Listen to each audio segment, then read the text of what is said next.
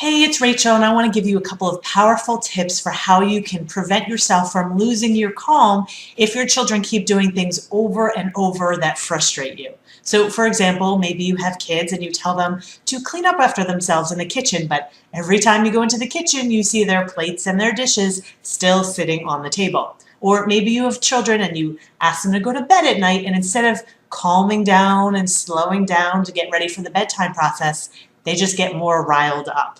And these things happen over and over, and of course, you lose your cool.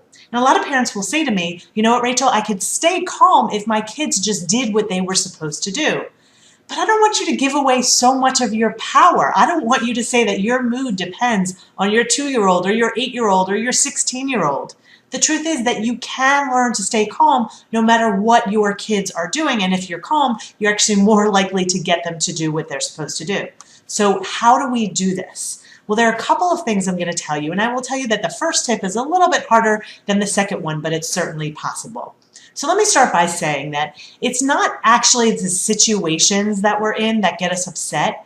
It's what we tell ourselves about those situations that determine how we feel about them. So if you walk into the kitchen and you see your kids have left their dishes there again, and you say to yourself, oh my gosh, I've told them a million times, they know not to leave their dishes there. I can't believe they're not listening to me. Those thoughts, that story is going to get you upset. Just like if you tell your kids to go to bed and they start getting riled up and you say to yourself, I am so tired of this. I just need them to go to bed. This has been happening for far too long. I am done. If you tell yourself those words and you have those thoughts, of course, those thoughts are going to upset you. Now, it is possible then to change your interpretation of the situation. If you can say to yourself, you know what, you walk into the kitchen and you say, this is really frustrating. However, I can handle it. I'm going to figure out why do they not put their plates away and what can I do about it, because you know what, I can handle this. Or if you see your kids getting riled up and you say, I'm tired of them getting riled up, but this is something I can handle. I'm going to figure out what's going on and we will make some changes. If you tell yourself that everything's going to be okay, your body is actually less likely to lose control. So I want you to think about the fact that the story you tell about yourself about the situation has a big impact on how you feel and how you behave and whether you can stay calm or not. But the reason that changing this story is really hard is because once we've gotten upset, we actually look for all of the evidence that we are right in that current story. So if you see the dishes are out again, you're going to say, I can't believe they keep doing this. They do all of these things that I asked them to do. They never listen to me. And you're going to look for all of the evidence that you're right in that moment. So I have another tip for you that keeps that in mind, that takes that into consideration. My second tip is, if there's something that keeps happening over and over, make a plan ahead of time for how you're going to handle it.